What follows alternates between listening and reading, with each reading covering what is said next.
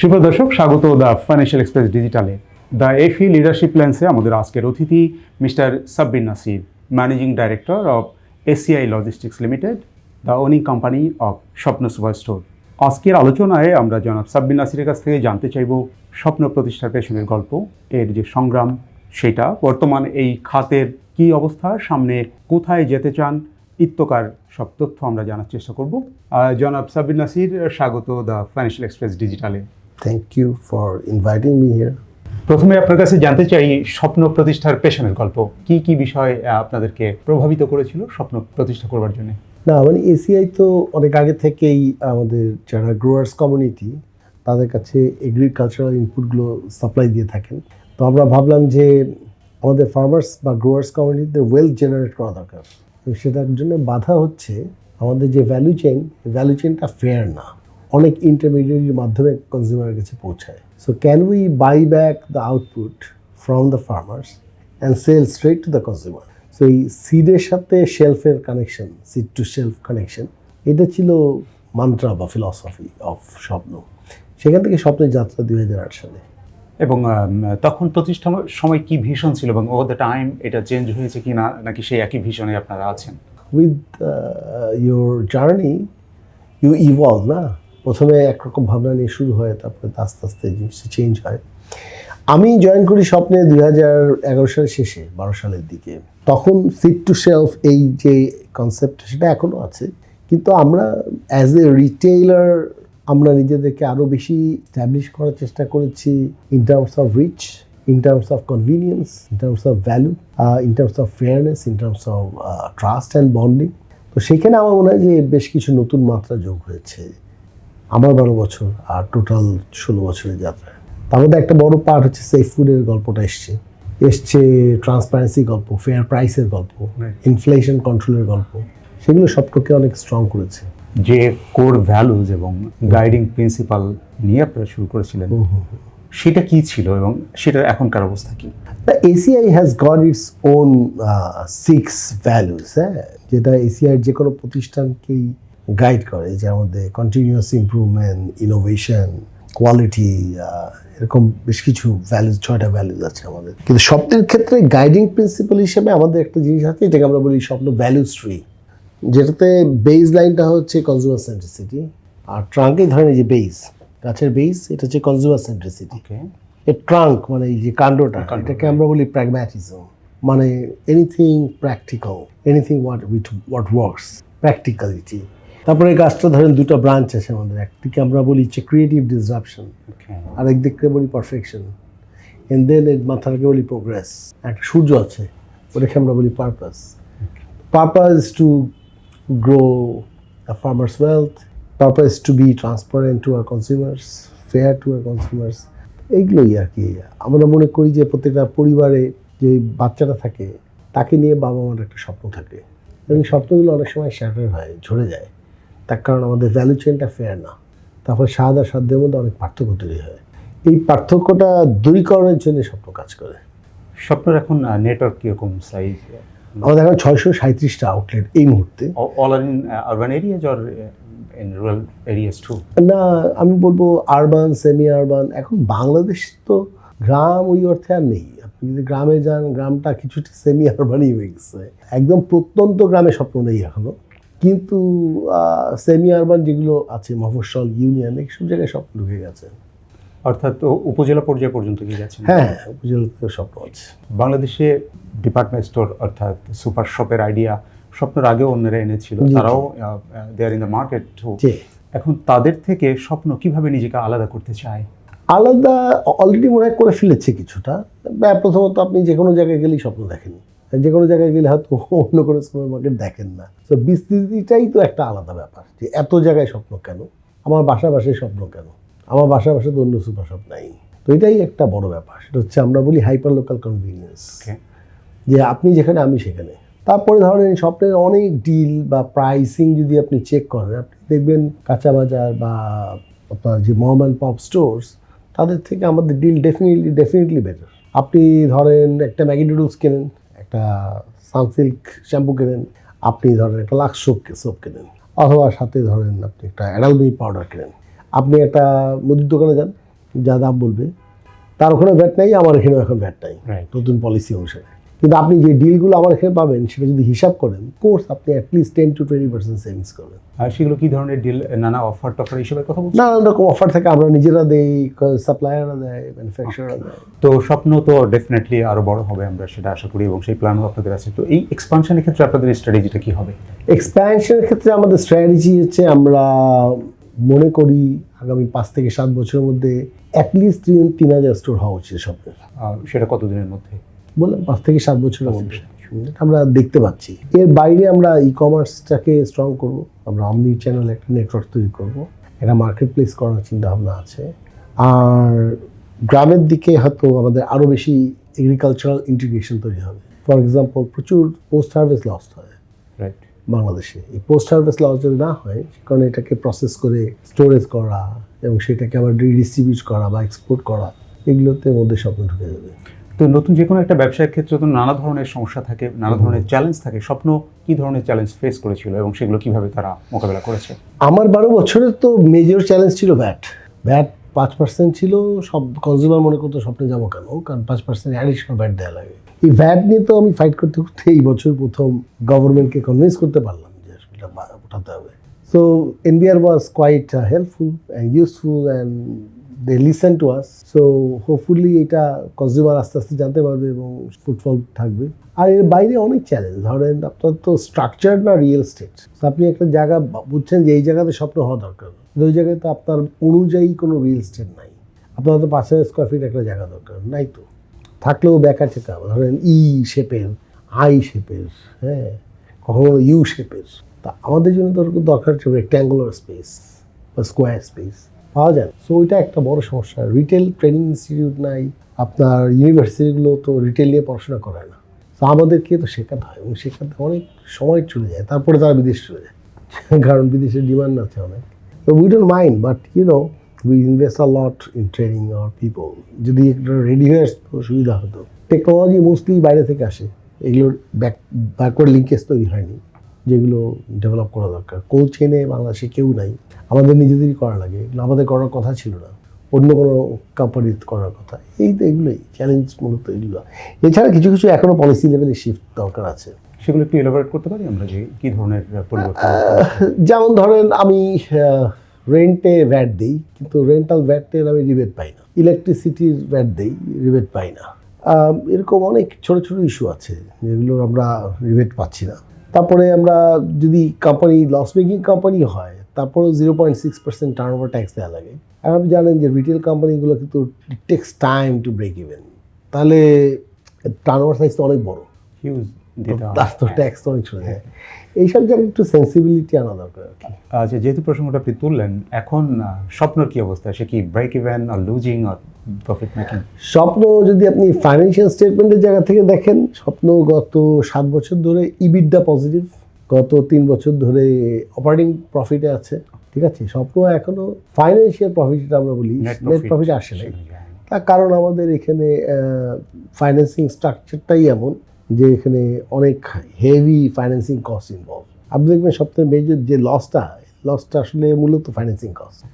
তার প্রফিট হয় যেটা, সেটা 1% বা 2%, আর বাকিটা হচ্ছে পুরোটাই ফাইন্যান্সিং কস্ট। ফাইন্যান্সিং কস্ট আসলো কোথা থেকে? এটা কি এত টাকা লেগেছিল ইনভেস্ট করতে? না। তাহলে টাকাটা আসলো কোথা থেকে? এটা আসলো হচ্ছে আপনি যে লস করেন, সেই লসের ফাইন্যান্সিংটা ইকুইটি দিয়ে না করে আপনি ডেট দিয়ে করেছেন, ইন্টার কোম্পানি ডেট। তো তাহলে সে লস, আবার সেটার কারণে ওটার কারণে আবার ফাইন্যান্সিং কস্ট পড়ছে, আবার লস। এইভাবে কিউমুলেটিভ হয়ে এই জায়গাটা হয়েছে। তো আমরা অলরেডি প্ল্যান করেছি এটা ক্লিনিং করে ফেলবো আর কি। ব্যালেন্স শিট ক্লিনিং হয়তো এই 1-2 বছরের মধ্যে হয়ে যাবে। তো 16 বছর ধরে একটা প্রতিষ্ঠান এখনো পর্যন্ত প্রফিটেবল হয়নি, তাহলে এটা কতদিন নাগাদ আপনারা এক্সপেক্ট করছেন যে প্রফিট? অ্যাকচুয়ালি এটা প্রফিটেবল, অপারেটিং লেভেলে প্রফিটেবল, মানে আসলে প্রফিটেবল।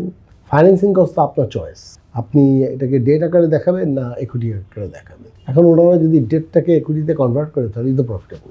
তো এটা বোর্ডের decision, and I think the decision is moving towards that. So swapping যদি হয়, আমরা তো মনে করি আগামী 1-2 বছরের মধ্যে প্রফিট চলে আসবে পুরোটাই। আপনি শুরুতে বলছিলেন যে এটার লক্ষ্য একটা ছিল যে এই যে ফার্মারদের হেল্প করা, তাদের কাছ থেকে প্রোডাক্ট বাইব্যাক করা। তো এই পর্যন্ত কত ফার্মারকে আপনারা রিস্ক করতে পেরেছেন, এবং সেটা যদি কোনোভাবে কোয়ান্টিফাই করা যায় যে কতটুকু সাহায্য আপনারা করতে পেরেছেন ফার্মারদের? আমরা এই পর্যন্ত 1192 জন ফার্মারের সাথে কাজ করেছি, আমাদের এনলিস্টেড ফার্মার্স। আমরা শতাধিক ফার্মারকে ট্রেন করেছি, 4 থেকে 500 ফার্মারকে ট্রেন করেছি on global best practices of agriculture. এর মধ্যে 50 জন ফার্মারকে গ্লোবাল গ্যাপ সার্টিফাই করেছি আমরা।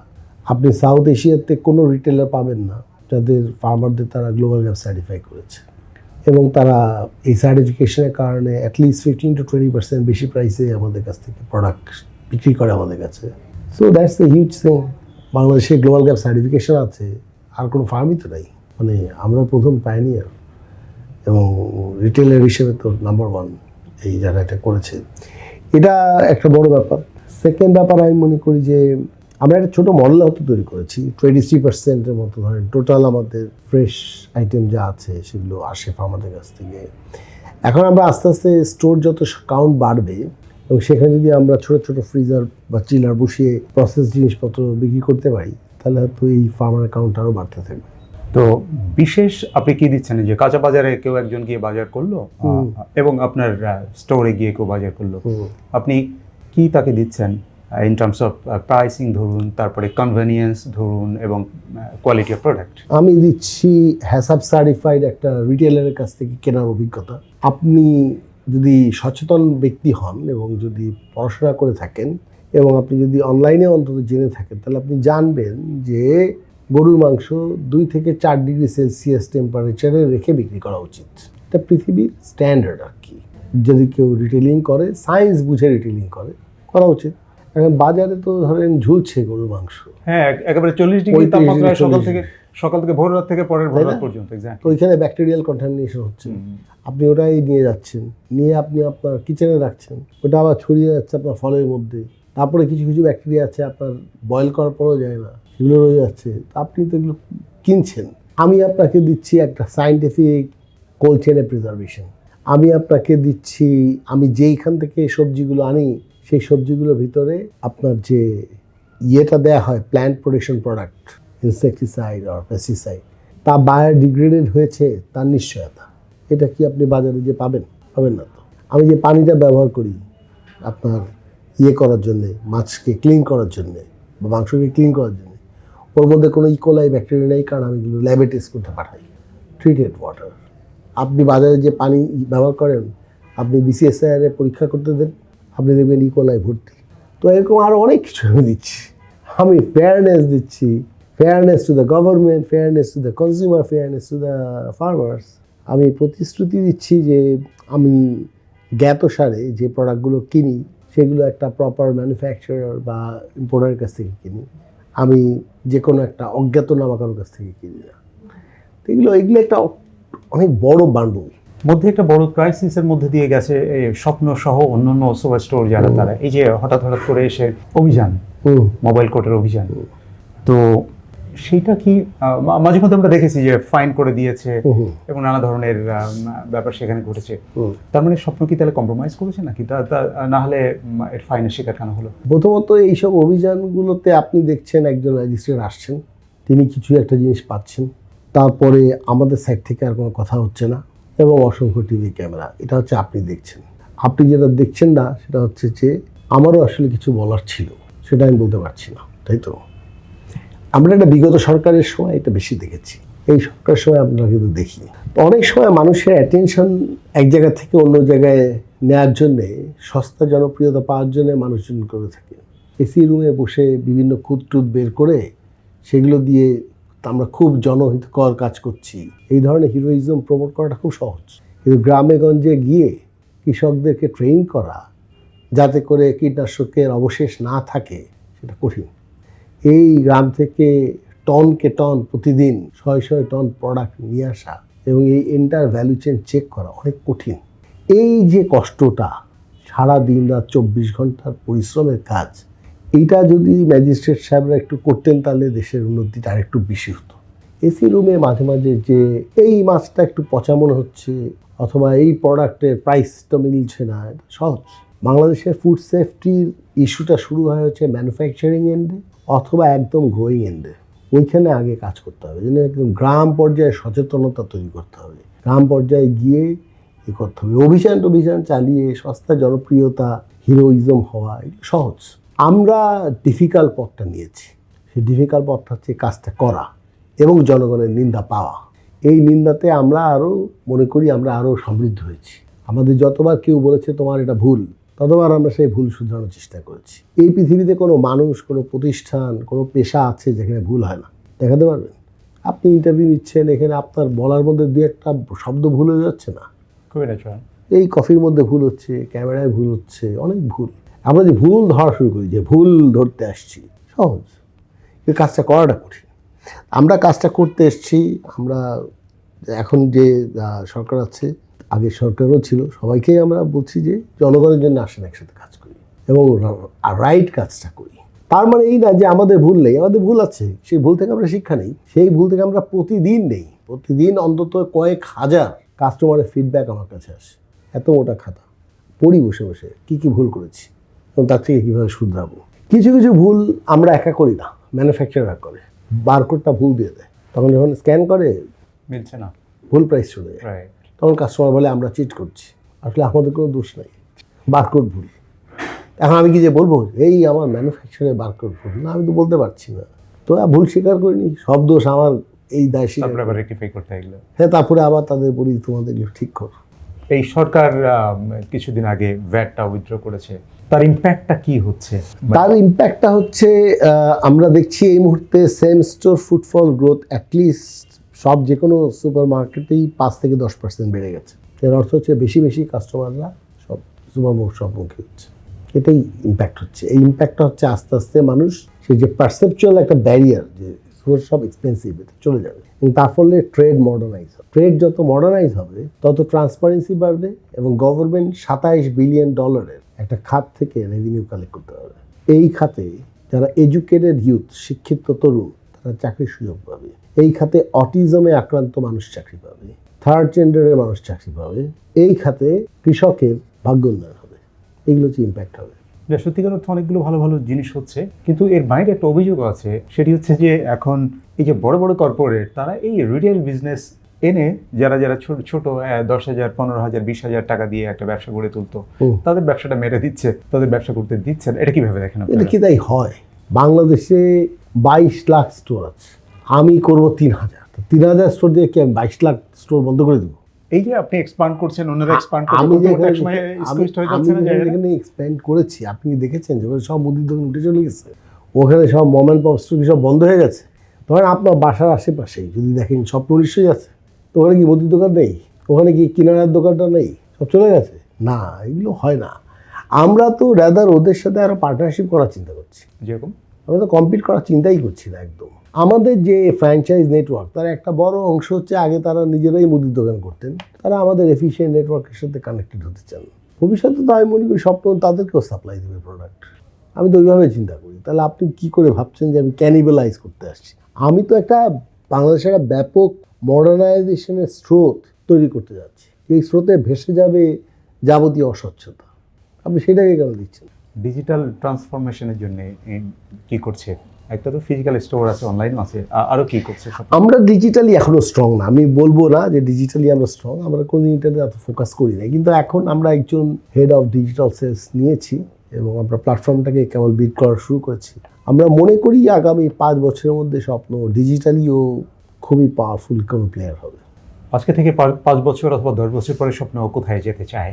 স্বপ্ন 3,000 স্টোর করতে চায়, স্বপ্ন দেশের বাইরে চলে যেতে চায়, যেখানেই বাঙালি আছে সেখানেই স্বপ্ন থাকতে চায়, বাংলাদেশের প্রতিটা গ্রামের সাথে স্বপ্ন কানেক্টেড হতে চায়, কৃষক আর মধ্যবিত্ত সেতু হতে চায়, স্বপ্ন একটা অমনি চ্যানেল রিটেল হতে চায়, একটা মার্কেট প্লেস হতে চায়, স্বপ্ন এক্সপোর্ট করতে চায় ভিয়েতনামের মতো করে বিভিন্ন দেশে, স্বপ্ন আর কি করতে চায়। আর যদি নাম্বারের জায়গা থেকে বলি, স্বপ্ন $1 বিলিয়ন একটা কোম্পানি হতে চায়। আপনাদের একটা মডেল বেশ পপুলার হয়েছে মনে হচ্ছে, ফ্রাঞ্চাইজ মডেল। এইটা যদি একটু আমাদেরকে জানান, যাতে করে অডিয়েন্স বুঝতে পারে যে আসলে কীভাবে এটা কাজ করে। প্রথমত আমি ফ্র্যাঞ্চাইজ পয়েন্ট অফ ভিউ থেকে বলি। আমরা দেখেছি অনেক ক্ষুদ্র মাঝারি উদ্যোক্তা যারা স্টক মার্কেটে অথবা বিভিন্ন জায়গায় ইনভেস্ট করেছে এবং তারা লাভ করতে পারেনি। ব্যাংকে অনেকে টাকা রাখতে চান না, কারণ তারা সুদ নিতে চান না, ব্যবসার সাথে সম্পৃক্ত হতে চান এবং তাদের হয়তো পার্টিকুলার কোনো অভিজ্ঞতা নেই। এটা একটা শ্রেণী। আরেকটা শ্রেণীর মানুষ বা পেশার মানুষ হচ্ছে তারা অন্য কোনো রিটেল করেছিলেন, ভালো করতে পারছেন না। আরেকটা হচ্ছে যারা এই মুদির দোকানই করেছিলেন, কেউ ভালো করতে পারেননি। তো 3 শ্রেণীর মানুষ যারা, তারা যেটা করেন তাদের সঞ্চয়ের টাকা এটা দিয়ে স্বপ্নের মধ্যে ইনভেস্ট করেন, সেখানে ইন্টেরিয়র, লিজ অ্যাডভান্স, ইকুইপমেন্ট এগুলো ওনারা কেনেন, আমরা স্টকটা দিই এবং আমরা চালাই স্টোরটা, এবং ওটা গ্রস ম্যানেজমেন্ট আপনার হাতে ম্যানেজমেন্ট আমাদের, ওকে। এবং গ্রস প্রফিটটা আমরা শেয়ার করি। এটার একটা সুডো ইকুইটি মডেল আমরা তৈরি করেছি, এটা ইউনিক, কিন্তু পৃথিবীতে গ্রসারি রিটেলে এরকম কোনো মডেল নেই। এটা ব্যক্তিগতভাবে আমার নিজের ইনোভেশন এবং প্রাতিষ্ঠানিকভাবে স্বপ্নের ইনোভেশন, বিজনেস মডেল ইনোভেশন আর কি। It's doing very well. কারণ হচ্ছে এরা সবাই লং টার্ম ইনভেস্টার, তারা ওয়েট করতে রাজি আছে, কারণ তারা জানে যে স্বপ্নের ইকুইটি বাড়ার সাথে সাথে তার ROI ইমপ্রুভ করতে থাকে, এবং তাই হচ্ছে। সো এটাই মোটামুটি একটা আর কি ব্যাপার। আর একটু যদি স্পেসিফাই করি আমরা, মানে ইনভেস্টমেন্টের ওই অংশটুকু তারা করছে, ইনভেন্টারি দিচ্ছে স্বপ্ন, তারপরে এখানে যে কর্মী তাদের বেতন আমরা দিই, আর প্রফিট আমরা শেয়ার করি, এটা ডিপেন্ড করে। ওকে, ফিক্স না। টোটাল সেক্টর নিয়ে বলি একটু, টোটাল এই যে সুপার স্টোর সেক্টর, এইটা বর্তমানে কিরকম করছে, ভবিষ্যতের পটেনশিয়াল কিরকম দেখেন? আমাদের এখনো হিসাব মতে কেউ বলে 1.6%, কেউ বলে 2%, কেউ বলে 2.4% কন্ট্রিবিউশন টোটাল ইন্ডাস্ট্রির, $27 বিলিয়ন ইন্ডাস্ট্রি বললাম সেটাতে আর কি। আমার মনে হয় যে আগামী 7 থেকে 10 বছরের মধ্যে এটা 5 to 10%-এর কোনো একটা জায়গায় চলে যাবে, এটাই হচ্ছে আমার প্রেডিকশন। তার মানে কত পার্সেন্ট বৃদ্ধি হচ্ছে? বেশ ভালোই বৃদ্ধি হচ্ছে। হ্যাঁ, নিশ্চয়ই। তাহলে আরও কতগুলো সুপার স্টোর আমরা দেখতে পাচ্ছি তারা বেশ স্ট্রাগল করছে, এটার কারণ কি? প্রথমত, super market is a difficult business. Scaling যখন হয় তখন এতগুলো স্টোর একসাথে চালানো, এই supply chain efficiency, supply relationship management, working capital management is difficult. Technology বোঝা, অ্যাজিলিটি আনা, এগুলো ডিফিকাল্ট, এগুলো অনেকে করতে চায় না এই কষ্টটা। একবার ব্যক্তিগত একটা প্রশ্ন, ইউ আর MIT গ্রাজুয়েট, আপনি সেখান থেকে এসে, বেশিরভাগ মানুষ ওখান থেকে আর ফিরতে চান না, আপনি এসে একটা রিটেইলিং মতো এরকম একটা টাফ বিজনেসের হাল ধরলেন কেন? না দেখেন, আমি তো আসলে প্রথমে পড়াশোনা করেছিলাম বুয়েটে, IBA-তে। আমি বাংলাদেশেই প্রথমে সেল করতে চেয়েছি, তারপরে তো বিভিন্ন কারণে দেশের বাইরেই আমাকে বিভিন্ন কাজ করতে হয়েছে। I was in Africa, I was in south east Asia, I was in London. আমার মূলত টার্ন অ্যারাউন্ড করতে ভালো লাগে যে কোনো প্রজেক্ট। আমি কনসালটেন্ট ছিলাম, আমি যখন লন্ডনে ছিলাম তখন আই বিকেম ACI's কনসালটেন্ট। তারপরে আমার ফাদারের তখন ডিমেনশিয়া ধরা পড়ে, so I came back, then I took over Shwapno. ও আচ্ছা, MITর আমি অ্যালমা ম্যাটার, হ্যাঁ, MITর সাথে কেন আমার মানে আমার যোগাযোগ আছে, আমি এখনও মেন্টরিং করি, MIT মার্টিন স্কুল ট্রাস্টের স্টার্ট আপদের মেন্টর করি।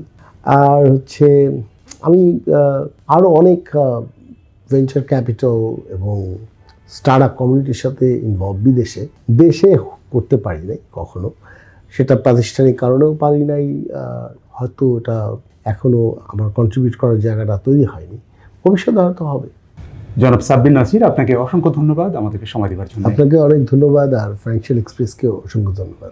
সুপ্রিয় দর্শক, আমরা এতক্ষণ আলোচনা করলাম ACI লজিস্টিক্স লিমিটেডের ম্যানেজিং ডাইরেক্টর জনাব সাব্বির নাসিরের সঙ্গে। আমরা জানবার চেষ্টা করলাম স্বপ্ন সুপার স্টোর প্রতিষ্ঠার পেছনের গল্প, তার সংগ্রাম, কোথায় স্বপ্ন আগামী 5 অথবা 10 বছরে যেতে চায় ইত্যাদি জিনিস। আপনারা সবাই ভালো থাকুন, সুস্থ থাকুন।